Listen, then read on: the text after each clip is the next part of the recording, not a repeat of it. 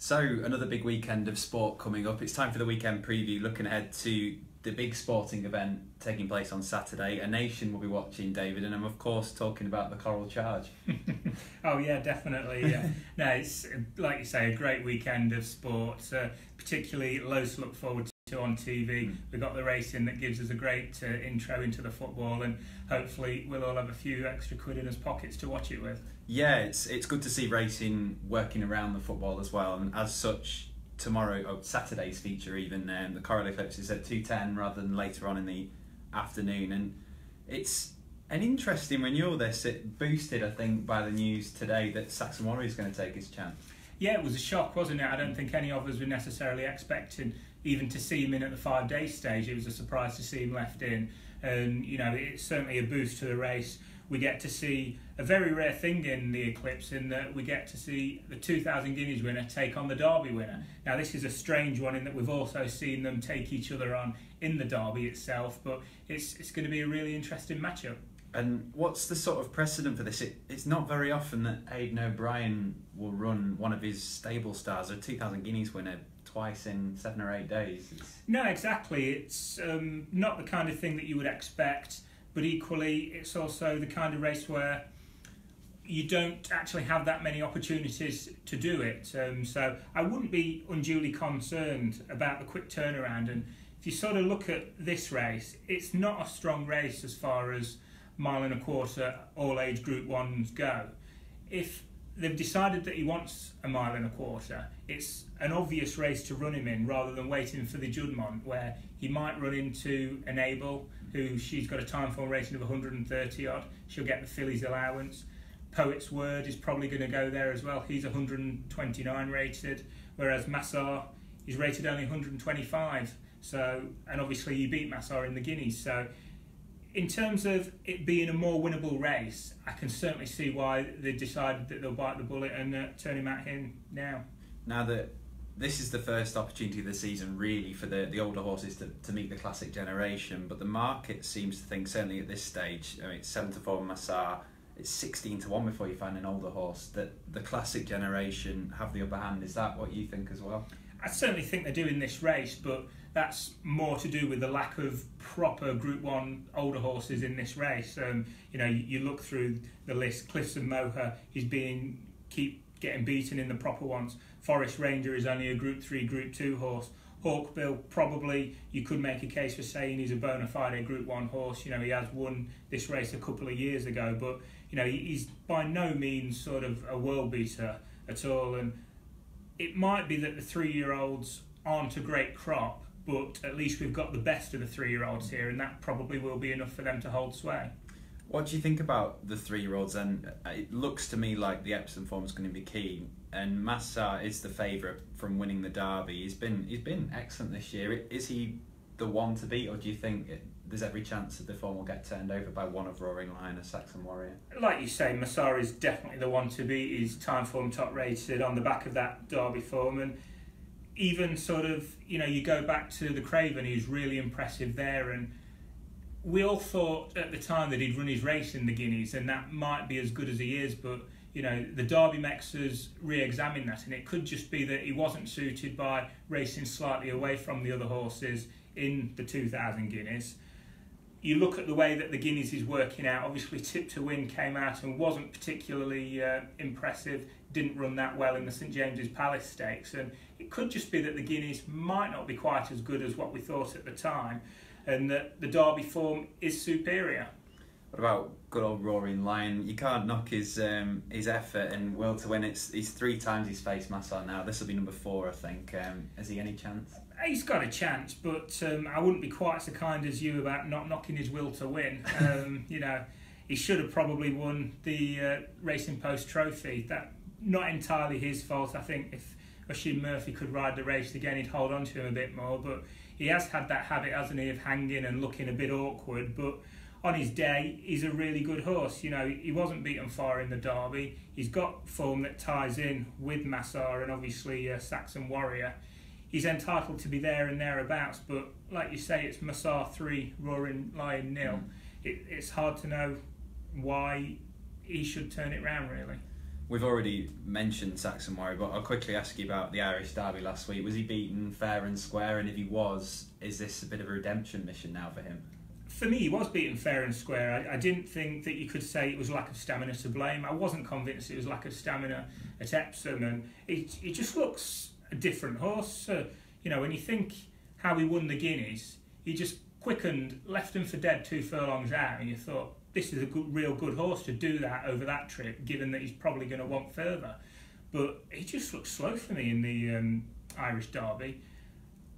I just think he's probably not quite as good as what we all hoped he might be. And I mean, I'm glad he's running here. It gives us that extra sort of added bonus of seeing another good horse here. But I think there's no reason why Masar shouldn't be able to beat him again. His teammate Happily as well, she's going to be getting weight off them all. She gets an age and a sex allowance. In terms of her form, does that bring her into calculations, or she's still got something to find? She's still got a fair bit to find. On the adjusted figures, she's on 127. We've got Masar on 134. She's been beaten against other fillies in Group 1s this year. It's very hard to see why that she should be good enough against colts here. And finally, Cliffs and Mower from the Aidan O'Brien. I mean, he once upon a time was really well thought of, but was he favourite for this last year? He was 7-4 favourite for this last year, and he had a nightmare run. He was knocked sideways by his stablemate, and everything just went wrong. But he's never really got his career back on track since then, I don't think. And I just think, you know, he's another one of those that he was perceived to be the Ballydoyle Derby horse. So everyone's always kept giving him the benefit of the doubt, but you look at his form again, and it's a good way short of the required standard. He ran twice at Royal Ascot, didn't he? Wasn't good enough in the Prince of Wales, not good enough in the Hardwick. No reason for him to be good enough here. And then we've already mentioned the 2 order horses in Forest Ranger and Hawkbill. The one thing I would say about these 2 is that if allowed to dominate, potentially would they be dangerous? I mean, Forest Ranger at Chester last time, Hawkbill at Maidan. If they're in the mood and they're given an easy lead, could they be dangerous? Potentially, yeah, but it's very hard to see how they'd get the easy lead with, you know, the Ballydoyle axis. They've got, obviously, Saxon Warrior in there. Cliffs of Moher and Happily, presumably one of them is in there to make sure that it's not a messy race for the others. So I accept your point, but I can't see the race panning out that way, to be honest. And last but not least, we've got a 100-to-1 shot in here, a chancer in Raymond Tusk. And the only meaningful thing I know about Raymond Tusk is he's a character in House of Cards. You know more than me. Yeah, it's hard to see why he's here. He looked a promising horse on debut. He was beaten in a reasonably strong minor event at Newmarket last time. He's a horse of potential, but he's not a Group 1 horse from what we know at the moment. So if I reach into my Timeform wallet and give you £5, where would you be going here?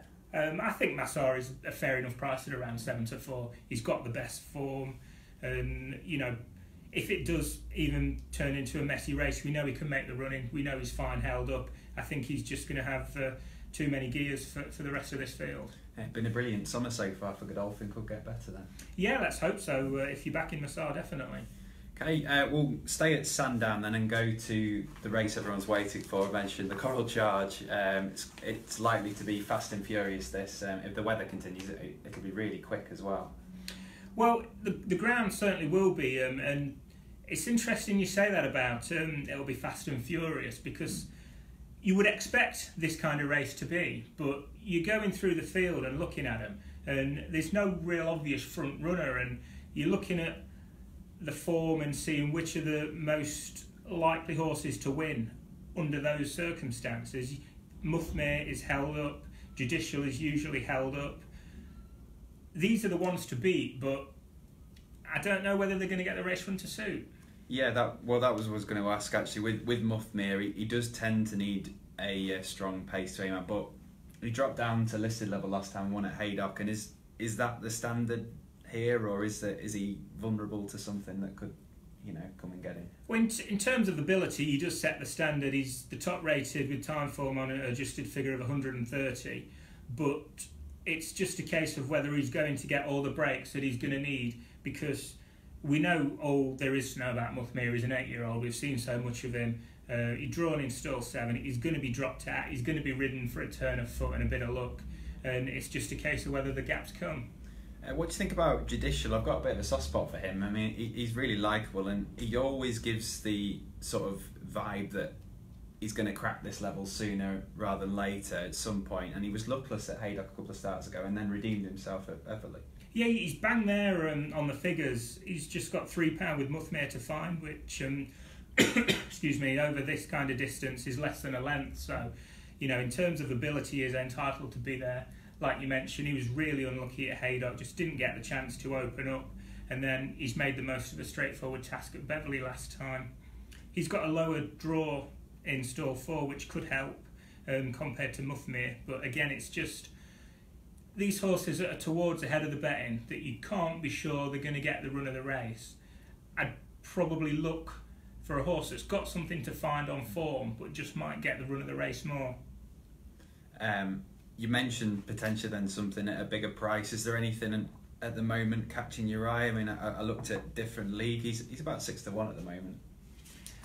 Yeah, I'm not convinced about her in terms of whether she's going to be good enough in this kind of field.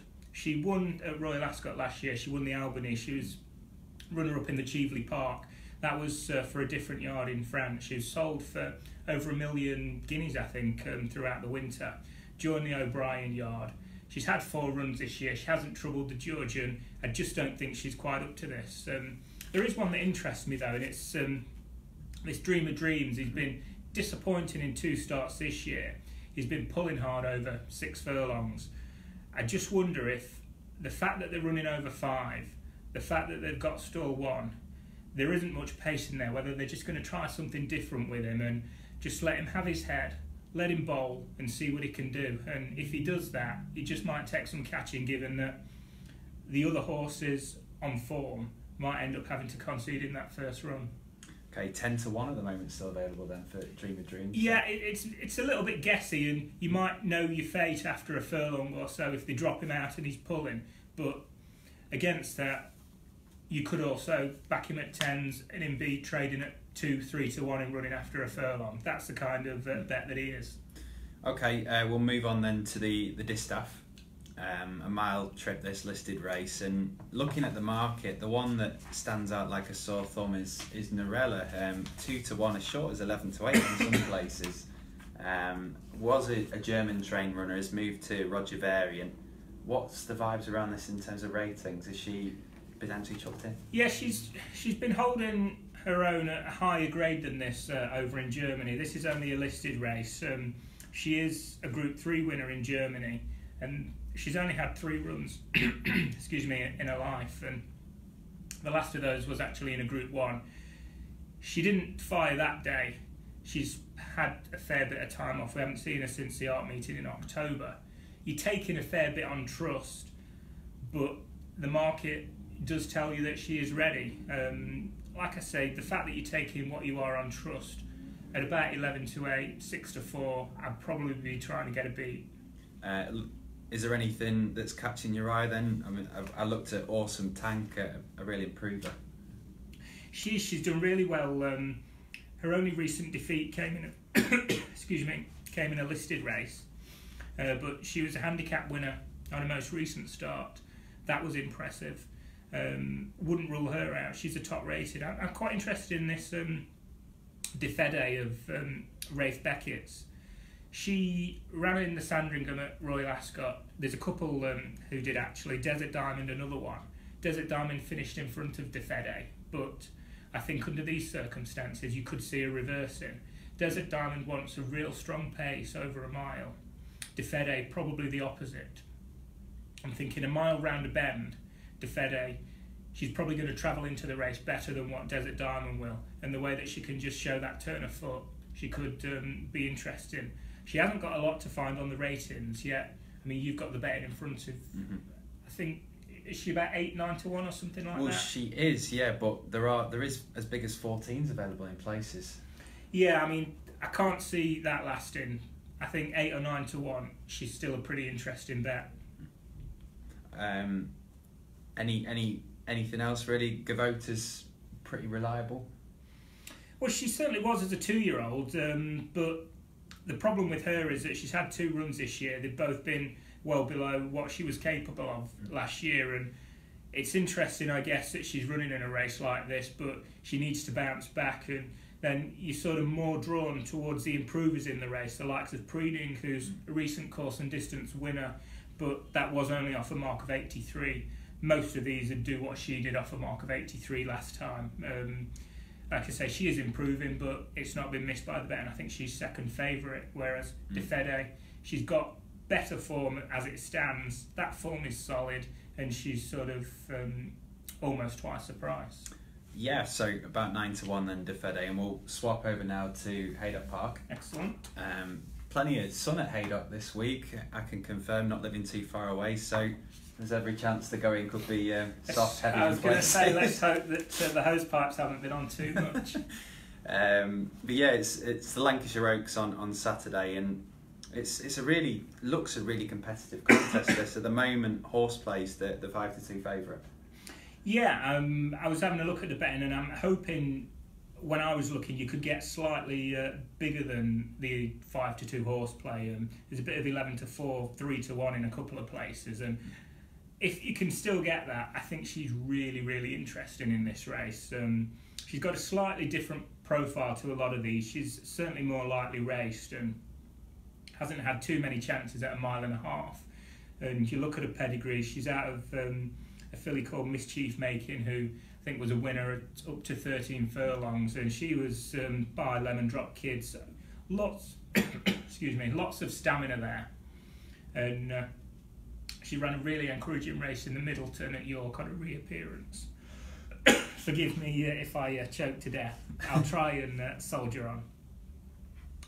But yeah, where was I? The Middleton Stakes. Yeah, it's worked out really well. She was just behind Coronet, who's won at least one race since in Group 1 company, I think, and run really well in an all-age Group 1 in France last time. And then you've also had the third and fourth that day. They've come out and won since. We've not seen her since May.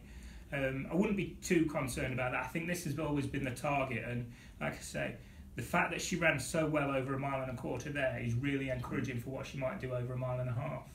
Yeah, really well named as well, as you say, Horseplay. I'll keep this brief because you seem to be in a bit of peril. We'll touch on, apologies if I crucify this one, Precious Ramotsway. Represents John Gosden, who's won 4 of the past 7 of these. Yeah, they've got a good record in this race, certainly. She's got a bit to find on the figures. She's adjusted figure of 116 plus the top rated is flattering on 120. She won the first running of what's called the Bronte Cup at York last time. That was over 1.75 miles. Stamina is definitely a forte, as you might expect, being the daughter of Nathaniel. That'd just be my concern, whether she's going to have quite the gears in a race that's a Group 2. It was only a Group 3 last time. Okay, what about God Given? Won a Group 3 here last time out. If I remember correctly, she's really well backed as well, I think. Yeah, I think so. She's certainly solid in the market, and she's another Nathaniel that we know has plenty of stamina. She's a half-sister to Postpone, so the fact that she's being kept in training as a 4-year-old does suggest, like him, that we're going to see her develop as time goes on. You couldn't know what she did last time, a really likeable attitude under pressure, and she's bang there on the ratings. Anybody that wants to make the case for God Given, I wouldn't be trying to put them off. Could you make a case for Flattering, 5th in the Oaks, and boosted that Oaks form by winning the Munster Oaks last time out? Yeah, well, she's top rated on the figures on that Munster Oaks form, and if you take it literally and at face value, then yeah, you can definitely make a case for it. But I must say I'm not quite as keen on it as what some obviously in the office are. The horse that she beat, Bloomfield, she came out and was pretty disappointed in the Curragh Cup at the weekend, and she got the run of things from the front. It was only sort of a steadily run race that day. This is going to demand a fair bit more, I think. And we'll touch on Mississippi as well, another one prominent in the market, second in a listed race last time out. Yeah, she's behind Sea of Class, the William Haggis horse that is bound for the Irish Oaks, I think, and has looked really promising. So likelihood is that she did all she could against a horse of serious potential that day. She's going the right way.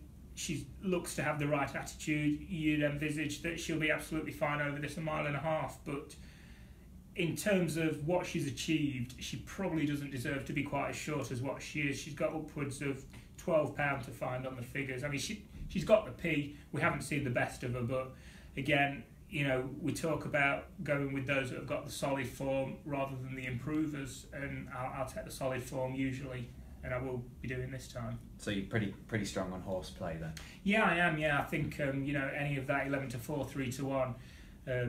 She looks really interesting for this. Let's hope with England playing Sweden that Euro Nightmare isn't a topical winner on Saturday. Yeah, exactly. Fingers crossed for England, certainly. They got that deserved win, didn't they, against Colombia? It would have been unfair if we'd have gone out the way that we played. So fingers crossed that we get the right results at Haydock and Sandown, and the treble rolls on to Russia. Hopefully.